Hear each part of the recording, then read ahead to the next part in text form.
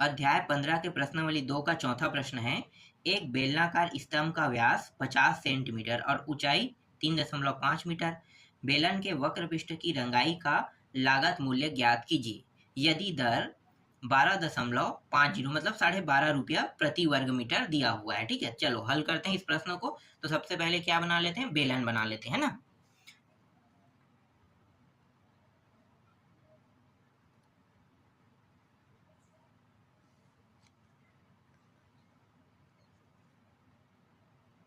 इस तरीके से बेलन बना लेते हैं।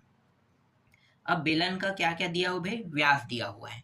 ठीक है, तो व्यास, ये व्यास होता है, देख लो। ठीक है, व्यास कितना दिया हुआ है, व्यास दिया है 50 सेंटीमीटर। ठीक है, व्यास कितना दिया है, 50 सेंटीमीटर। और बेलन की ऊंचाई, ऊंचाई यहां से लेके इसे एस से दर्शाते हैं, ये रहा ऊंचाई।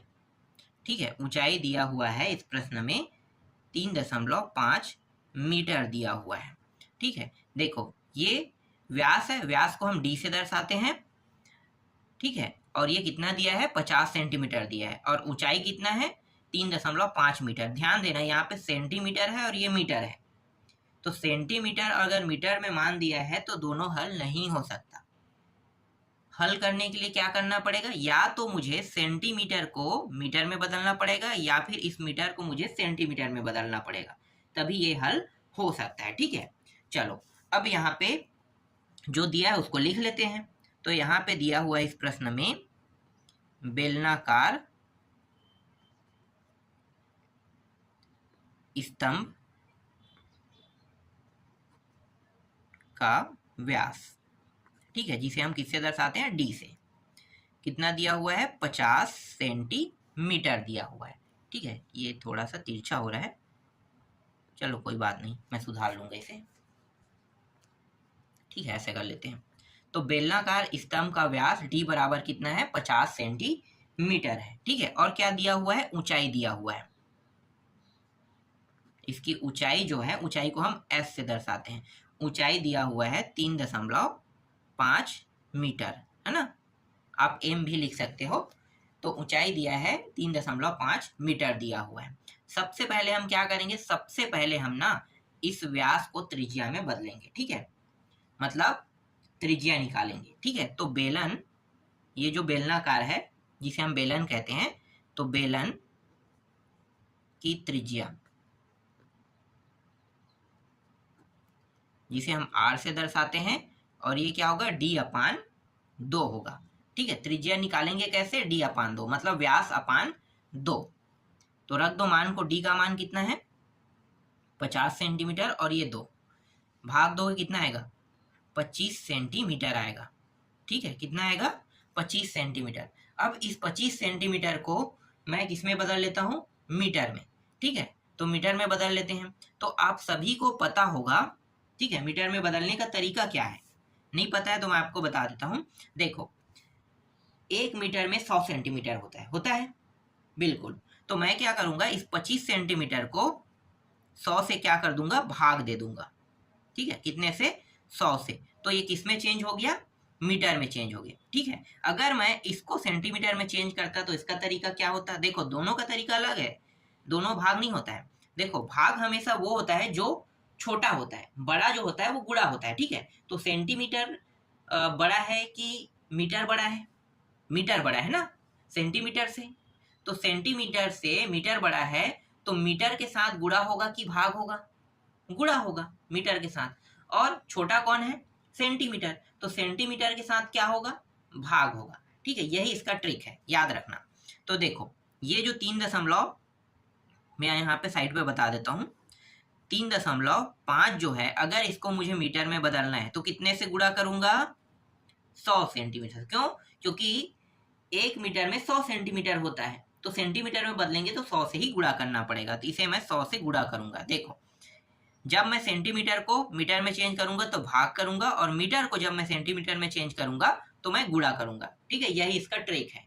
अगर मान लो मिलीमीटर होता और मिलीमीटर को मुझे सेंटीमीटर में चेंज करना है, तो कौन बड़ा है भाई, मिलीमीटर की सेंटीमीटर, सेंटीमीटर बड़ा है। तो क्या मैं सेंटीमीटर के साथ भाग कर सकता हूँ? नहीं कर सकता हूँ ना, क्यों? क्योंकि वो बड़ा है। तो मैं क्या करूंगा? गुणा करूंगा, ठीक है, गुणा करूंगा। और भाग किसके साथ करूंगा? भाग मैं मिलीमीटर के साथ करूंगा। ये ट्रिक आपको याद रखना है, ठीक है, यही इसका तरीका है। समझ में आ गया? जब भी आप सेंटीमीटर को मीटर में चेंज करोगे और मीटर को अगर सेंटीमीटर में चेंज करोगे तो उसका ट्रिक आपको पता होना चाहिए। ट्रिक क्या है कि सेंटीमीटर को अगर मैं मीटर में चेंज कर रहा हूं तो मैं क्या करूंगा? भाग करूंगा, और मीटर को जब मैं सेंटीमीटर में चेंज करूंगा तो गुणा करूंगा, ठीक है। और ऐसा क्यों करें? 100 से ही क्यों गुणा करें? क्योंकि आप सभी को पता है कि 1 मीटर बराबर कितने सेंटीमीटर होता है? 100। और यहाँ पे भी देखो, है ना, 1 मीटर बराबर 100 सेंटीमीटर, इसलिए हमने 100 से दोनों को गुणा कर दिया। समझ में आया? ठीक, चलो आगे हल करते हैं। देखो 25 एकम 25 चौक 1/4 आ गया। अब ये सेंटीमीटर लिखाएगा कि मीटर? क्योंकि मैंने इसे मीटर में चेंज कर दिया तो ये अब मीटर बन गया। तो इसे आपको क्या लिखना है? मीटर लिखना है, ना कि सेंटीमीटर, ठीक है। यहाँ तक तो ठीक था सेंटीमीटर। जैसे मैंने 25 के नीचे 100 लगा दिया, ये क्या बन गया? मीटर। और 1/4 आ गया, क्या बन गया भैया? कटने के बाद 1/4 मीटर में चेंज हो जाएगा ना। तो इस तरीके से ये मीटर में मान प्राप्त हो गया। यहाँ तक आपको समझ में आया? ठीक है, आगे बढ़ते हैं। चलो अब जो प्रश्न में कहा है वो निकाल लेते हैं, ठीक है। तो चलो बेलन के वक्र पृष्ठ का क्षेत्रफल लगाते हैं। बेलन के वक्र पृष्ठ का क्षेत्रफल क्या होता है भाई? मैंने बताया था ना, ये 2πr होता है। परिधि जो है 2πr, इसके साथ किसका गुणा करते हैं? h का गुणा करते हैं। तो h का गुणा कर दिए, 2πr रख देते हैं। 2 गुणित पाई का मान 22/7 गुणित r का मान कितना है? देखो 1/4 निकाले हैं ना अभी, तो 1/4 रख देंगे। और ये जो 3.5 दिया है, ठीक है, ये मीटर में है। अगर मैं 3.5 से दशमलव हटा दूं, ठीक है, तो इसे मैं कैसे लिख सकता हूँ? इसका भी एक ट्रिक होता है, मैं आपको बता देता हूँ। देखो इसको मैं 35 इस प्रकार से बनाऊंगा। दशमलव मैंने हटा दिया, ठीक है। ये जो दशमलव है ना, इसको हम 1 रखते हैं। क्या रखते हैं? दशमलव जगह में नीचे में 1 रखेंगे, और इसके बाद कितने संख्या? 1 संख्या, उसको हम 0। अगर मान लो मैं इसके पीछे में एक 4 और 3 लगा दूं, तो यहाँ पे मैं क्या करूंगा? 2 0 लगाऊं। सिर्फ हमें एक बार 1 लेना है, बाकी जितने बार वहां पे संख्या है हर बार क्या लगा देना है? 0 लगा देना है। समझ में आ गया? ठीक है, तो ये कितना बन गया? 35। 35/10। अब बार भाग करके देख लो 3.5 आ रहा है कि नहीं आ रहा है? यही तो साबित कर रहे हैं ना। भाग करोगे तो 3.5 प्राप्त होगा। इसका मतलब यहाँ पे जो बटा में मैंने 10 लिया है वो 100% सही है। समझ में आया? अगर यहाँ पे देखो, यहाँ पे मैंने एक क्या लगा दिया? एक और 5 लगा दिया, ठीक है, समझना। तो ये क्या हो जाएगा? 355, ठीक है, 355। तो यहाँ पे दशमलव का क्या? 1, फिर इसका 0, फिर इसका भी 0। भाग करोगे तो 3.55 ही प्राप्त होगा। तो ये इसका ट्रिक है, याद रखना इसको भी, ठीक। तो यही ट्रिक हम यहाँ पे उपयोग कर रहे हैं। तो मैं यहाँ पे 35/10 रख लेता हूँ, ठीक है, 35/10। ये आ गया 35/10 आ गया, है ना। चलो अब आगे हल करते हैं। तो देखो जो जो कटता है, 2 एकम 2 दूनी, 2 एकम 2 11, ठीक, 7 एकम और 7 पंचे 35, है ना, 5 बार में। फिर 5 एकम 5 दूनी, ठीक है, जितना कटा मैंने काट दिया, ठीक। बचा क्या? 11 और 2 बस बचा, सब कट गया है, ठीक है। तो बचेगा क्या? 11 और 2, तो 11/2 आ गया यहाँ पे। 11/2 को फिर से भाग करते हैं, तो ये हो जाएगा 5.5, ठीक है। किस में आएगा? मीटर में कि वर्ग मीटर में? किस में आएगा भाई? वर्ग मीटर में। क्यों? क्योंकि क्षेत्रफल है। क्षेत्रफल को किस में लिखते हैं? वर्ग मीटर में, जिसे हम मीटर स्क्वायर इस तरीके से लिखते हैं, या हिंदी में आप इसे वर्ग मीटर भी लिख सकते हो, ठीक है। यही क्या है? बेलन के वक्र पृष्ठ का क्षेत्रफल है। समझ में आया? अब प्रश्न में क्या कहा है? प्रश्न में कहा है कि 1 वर्ग मीटर, ठीक है, वर्ग मीटर, 1 वर्ग मीटर का खर्च बोल रहा है। क्या कर रहा है भाई? रंगाई कर रहा है ना। तो 1 वर्ग मीटर का खर्च पोतने पर, मतलब रंगाई करने पर कितना आ रहा है? 12.5 रुपये आ रहा है, ठीक है। 12.5 रुपये खर्च हो रहा है, समझो। 1 वर्ग मीटर खर्च, मतलब जो बेलन के वक्र पृष्ठ है ना, उसकी रंगाई करने पर। तो यहाँ पे तो 5.5 है, तो क्या करेंगे? तो यहाँ पे मैं करूंगा 5.5 वर्ग मीटर, ठीक है, वर्ग मीटर की रंगाई में खर्च। तो क्या करेंगे, इसके साथ गुणा कर देंगे, किसका, 1 सेकेंड, 5.5 गुणित 12.5 का। तो गुणा करते हैं तो कितना आएगा भाई, गुणा करने पर ये आ जाएगा 64.75 रुपया आएगा। ठीक है, और यही क्या है, इस प्रश्न का उत्तर है। देख लो, इस तरीके से आपको क्या करना है, इस प्रश्न को बनाना है। ठीक है, समझ में आया। चलो आगे देखते हैं अगला प्रश्न। पांचवा प्रश्न है, एक रोलर का व्यास 84 सेंटीमीटर और लंबाई 120 सेंटीमीटर। पूरे मैदान को एक बार चलने में रोलर 500 चक्कर लगाता है। तो मैदान का क्षेत्रफल ज्ञात कीजिए कह रहा है। मैदान का क्षेत्रफल ज्ञात करना है। चलो हल करते हैं। तो इस प्रश्न में क्या क्या दिया है, जो जो दिया उसको लिख लेंगे। तो इससे पहले मैं चित्र बना देता हूं। ठीक है, तो देखो ये इस प्रकार से बेलन बना लेते हैं। देखो बेलन क्या होता है, रोलर ही तो होता है ना बेलन। ध्यान देना, जो इंजन होता है सड़क बनाने के लिए उपयोग किया जाता है ना, तो वहां पे मिट्टी को दबाने के लिए और डामर को दबाने के लिए जो रोलर इंजन उपयोग किया जाता है, उसके आगे चक्के में देखना, उसी को तो हम आगे चक्का में जो बड़ा सा बेलन जैसा लगा होता है, उसी को तो हम रोलर कहते हैं ना।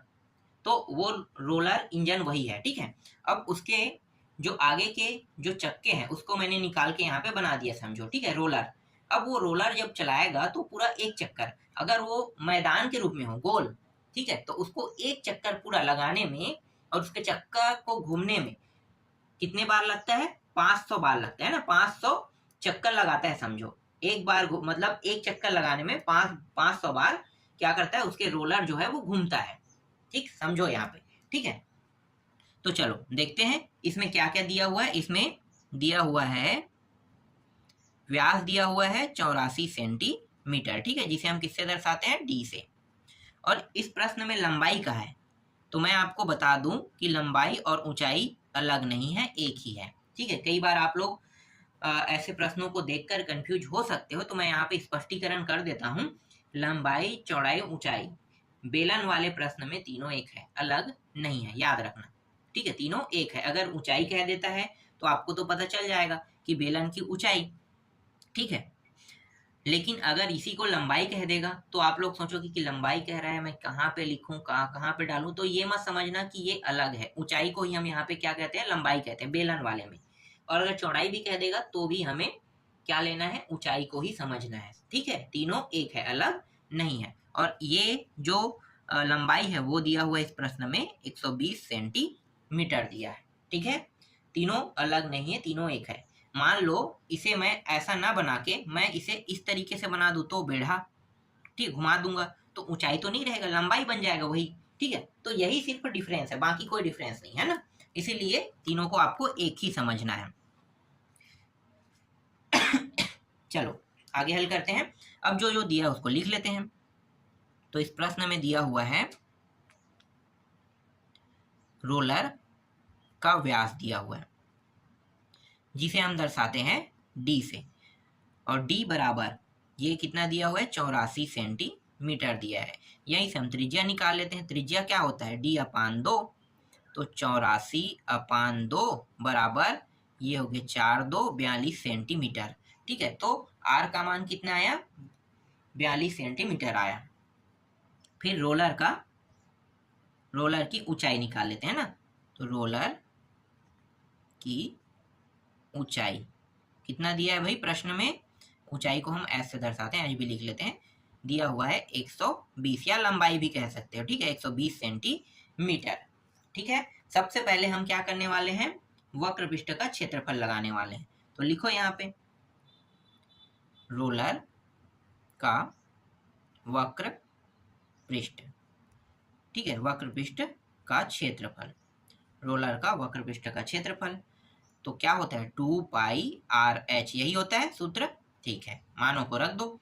2 गुणित पाई का मान 22/7 गुणित आर का मान कितना निकालें, 42। ये 42 गुणित और h का मान कितना है, 120। ये रहा 120। ठीक है, देखो जो कट रहा है उसको कटा देते हैं। कुछ कट रहा है क्या, तो ये 42 शायद 7 पंचे 35, 7 छक्के 42, हाँ कट रहा है ये 6 बार में। ठीक है, अब इन सभी को गुणा कर देते हैं। तो जब मैं इन सभी को गुणा करूंगा, आप लोग पूरा गुणा कर लेना, ठीक है। गुणा करने पे जो मान आएगा मैं डायरेक्ट यहाँ पे रख लेता हूँ। तो ये हो जाएगा 31,680 सेंटीमीटर। क्या होगा, वर्ग में आएगा कि सिर्फ सेंटीमीटर आएगा? ध्यान देना, क्षेत्रफल है तो 2 घात, ठीक है। तो ये वर्ग सेंटीमीटर में आएगा, 31,680 आ गया, ठीक है। और ये एक चक्कर, ठीक है, एक चक्कर में रोलर 31,680 वर्ग सेंटीमीटर क्षेत्रफल पूर्ण करता है, ठीक है, समझना, एक चक्कर में। तो 500 चक्कर अगर घूमेगा तो क्या करना है, चलो मैं यहाँ पे लिख देता हूं, एक चक्कर में रोलर 31,680 वर्ग सेंटीमीटर क्षेत्र क्या करता है, पूर्ण करता है, ठीक है, इतना पूर्ण करता है। तो अगर मैं इसे 500 चक्कर कर दूं तो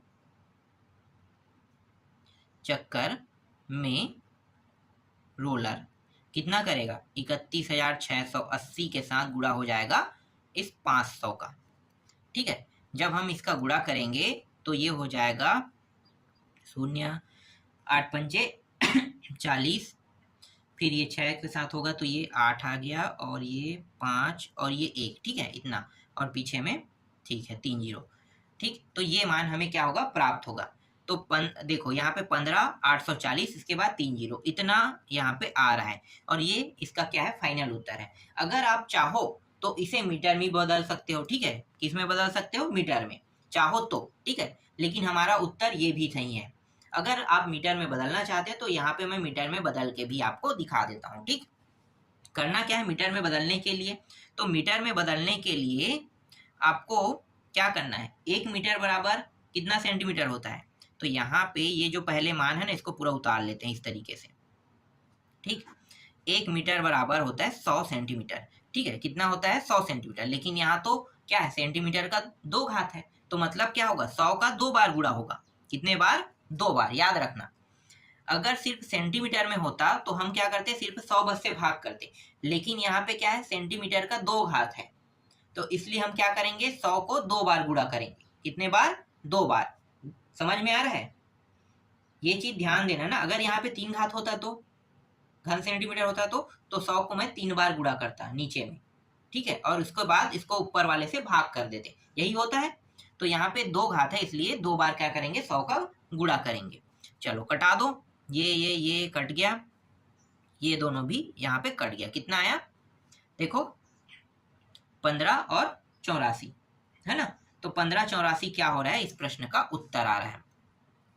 तो लिखो 15 84 मीटर स्क्वायर अब होगा, इसमें लिखेंगे वर्ग मीटर में, है ना। तो ये प्राप्त हुआ हमें 15 84 मीटर स्क्वायर, और ये क्या है, मैदान का क्षेत्रफल है, ठीक है। तो यही इसका आंसर है, देख लो।